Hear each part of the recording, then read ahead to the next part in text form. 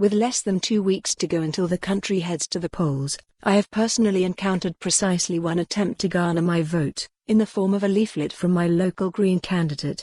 While somewhat ironic given the party's mission to protect the environment, this was immensely welcome. The other parties, it seems, don't think I'm worth their time. And why should they? The Labour MP in my constituency has a majority of over 33,000, so clearly doesn't need to bother with my vote, while the others aren't wasting resources on a battle they can't win. It's bad news for me, because I would quite like to get rid of my MP. Not only do I find his party's pledges to nationalise vast swathes of the economy somewhat suspect, but his personal refusal to tackle the anti-Semitism crisis within Labour and his reluctance to even acknowledge that this is a major problem makes him, in my mind, unfit to be an MP, let alone a party leader. I am a resident of Islington North, represented by the career politician Jeremy Corbyn for the past 36 years. It is therefore no wonder that my vote is not particularly sought after. It is, in essence, meaningless. This is to be expected in the seat of a party leader, but when I mentioned on Twitter how little I had been canvassed, the response was a flurry of messages from people in seats across the country held by MPs of all political stripes, who are simply being ignored in this election. It is hard to define exactly how many safe seats there are out of the UK's 650 constituencies, but the simple answer is lots.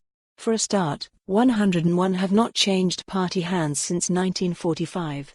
More recently, research by the Electoral Reform Society predicted the outcome in 368 seats before the 2015 election and estimated that 25.7% voters lived in constituencies where there was really no contest. That's over half the electorate. And if you look at the best and worst results for the major parties, factoring in the regional players in Northern Ireland and Scotland, around 400 seats suddenly don't seem worth fighting over. I am far from alone in being deemed irrelevant by the various campaigns. I'm not even in a minority.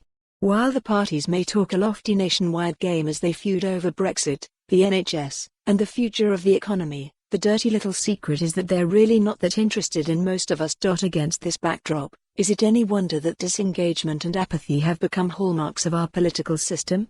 If you don't even have a chance of firing your local MP, you'd be forgiven for wondering what the point of it all is. This is not necessarily an argument in favor of reconsidering our first-past-the-post electoral system. Every form of democracy has its benefits and its pitfalls. Proportional representation may seem fairer, but tends to give disproportionate influence to fringe or single-issue parties that can skew the. For more on this story, visit the news article link.